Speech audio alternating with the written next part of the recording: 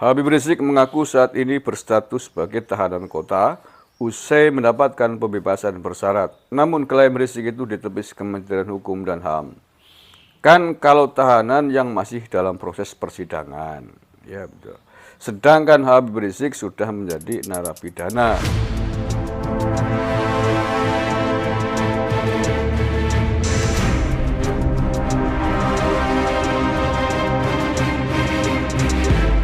Assalamualaikum warahmatullahi wabarakatuh. Salam Nusantara, salam sejahtera untuk kita semuanya. Salam, Om Swastiastu, Namo Buddhaya, salam kebajikan rahayu. Saudara-saudaraku sebangsa setanah air yang saya cintai, saya banggakan. Salah kaprah yang disampaikan oleh Muhammad Rizik Syihab terkait dengan kebebasan dirinya, bebas bersyarat kemarin ya.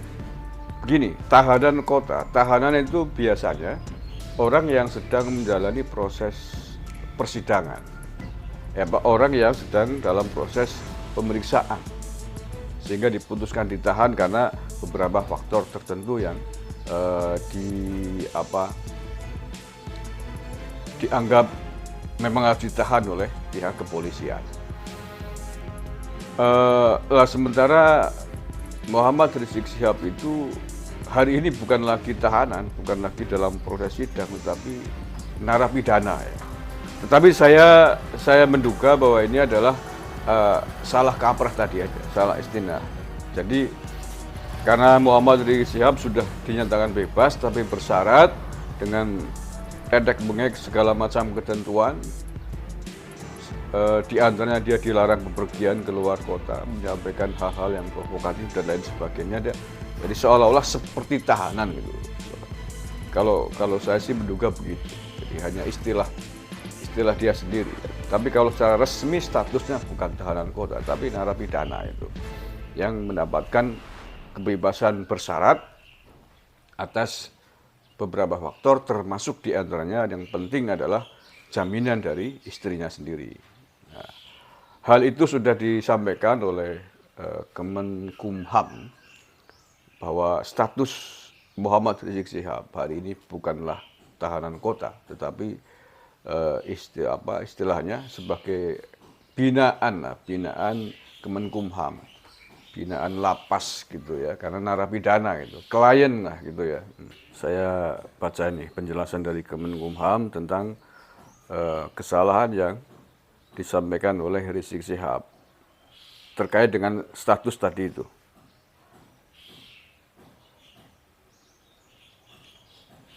Tapi apa ya?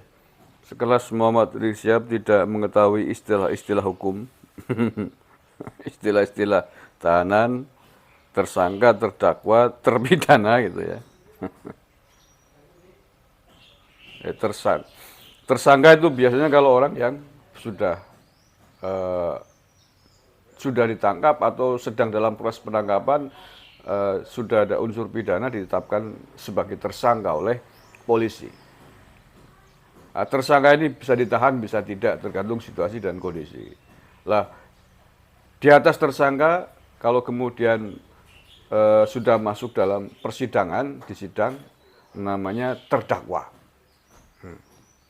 Nah, setelah terdakwa, kemudian mendapatkan vonis, namanya naik level menjadi terpidana. Gitu. Jadi kalau tersangka mungkin levelnya SMP ya, kemudian terdakwa SMA, terpidana itu sarjana mungkin. Oh ya, sebelum SD kan ada TK. Nah, TK baru terduga namanya. Ya, masih ada level terendah terduga. Ini misalkan orang dilaporkan oleh polisi atau tetapi belum jelas unsur memenuhi pidana atau belum. Biasanya baru terduga. Kan makanya ada istilah terduga teroris kan begitu. Jadi levelnya 4 ini, terduga. Ini penting ini untuk YouTuber yang sering membuat konten politik terkait dengan hukum ya. Jadi ada level-level nih, terduga. Kemudian setelah ada unsur pidana ditetapkan menjadi tersangka. Tersangka setelah masuk persidangan namanya terdakwa. Nah, setelah divonis oleh pengadilan namanya terpidana. Ya. Jadi itu istilah-istilah hukum, bukan istilah pantas-pantas saja itu. Ini penjelasan dari Kemenkumham nih. Kemenkumham tepis klaim Habib Rizik menjadi tahanan kota. Habib Rizik mengaku saat ini berstatus sebagai tahanan kota usai mendapatkan pembebasan bersyarat. Namun klaim Rizik itu ditepis Kementerian Hukum dan HAM. Kan kalau tahanan yang masih dalam proses persidangan. Ya betul. Sedangkan Habib Rizik sudah menjadi narapidana. Ini mungkin pemahaman dari Habib Rizik yang keliru. Ya betul, saya sendiri juga menduga begitu. Persepsi, pemahaman yang spontanitas mungkin lah ya. Menganggap dirinya sudah bebas tapi tidak bisa tidak bisa kemana-mana karena ketentuan-ketentuan bebas bersyarat. Seolah-olah seperti ditahan. Ditahan dalam kota, nggak boleh kemana-mana. Saya sama itu, keliru pemahaman. Jadi per hari ini Habib Rizik itu statusnya adalah menjadi klien pemasyarakatan dari Balai Pemasyarakatan Jakarta Pusat dan wajib mengikuti bimbingan sampai 10 Juni 2024. Kalau tahanan mah belum bisa keluar, kata Kabag Humas dan Protokol Ditjen Pemasyarakatan Kemenkumham Rika Aprianti, seperti dikutip oleh Detikcom hari Rabu kemarin. Ya, jelas ya. Jadi Habib Rizik ini masih wajib lapor ke lembaga pemasyarakatan sampai Juni 2024. Ya, jadi ngeri apa ya, ngeri-ngeri sedap juga gitu. Berarti sudah selesai pemilu nih, pemilu kan Februari. Ini nggak tahu nih, bisa sabar nggak nih Muhammad Rizik Syihab nih? Biasanya kan gatel nih kalau udah di panggung. Takbir. Mau ngomong keras bagaimana mestinya langsung kalau ada kesalahan bisa disikat langsung ditahan lagi, dipenjara lagi. Tidak gatel gitu ya, mungkin gatel tuh. Penyanyi kalau lihat ada grup musik, ada urgen tunggal, ada mic, wah gatel kalau nggak ikut nyanyi itu. Ini Muhammad Rizik Syihab nggak tahu, tahan nggak nih? Nah, setahun lebih, 2 tahun ya. Harus mengikuti, mematuhi beberapa ketentuan yang berlaku. Mau ceramah provokatif sampai salah-salah, pegang lagi, penjara lagi. Tapi kalau nggak gatel gitu, kalau alam bisawab. Oke ya, itu saya kira sedikit klarifikasi dari Kemenkumham tentang istilah yang salah, istilah yang keliru yang disampaikan oleh Muhammad Rizik Syihab pada momen Jumpa Pers kemarin, pasca pembebasannya itu.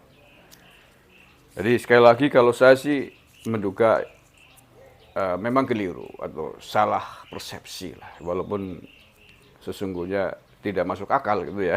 Sekelas Muhammad Rizik Syihab salah menyebut istilah terkait dengan ketentuan-ketentuan persidangan, ketentuan-ketentuan hukum dan lain sebagainya. Kalau kapasiti Dul Mukmin mungkin masih, atau Sukik Nur mungkin bisa dipahami gitu. Jadi kalau oke lah, tapi apapun sudah diklarifikasi oleh Kemenkumham. Terima kasih, mudah-mudahan semua ada hikmahnya. Saya berharap Muhammad Rizik Syihab dan para pengikutnya bisa menjaga diri, menahan diri, bukan hanya demi untuk kepentingan pribadi MRS sendiri, tetapi juga untuk kepentingan bangsa dan negara, khususnya karena sudah memasuki tahun politik menjelang pemilu 2024. Kita semua berkewajiban menjaga kondusivitas, menjaga agar suasana aura politik di tanah air ini bisa tetap damai, kondusif, sehingga pemilu pergantian kekuasaan bisa berjalan dengan aman, lancar, dan damai. Terima kasih. Wallahul muwaffiq ila aqwamit thoriq. Bila taufik wal hidayah wa ridho wal inayah. Assalamualaikum warahmatullahi wabarakatuh. NKRI harga mati.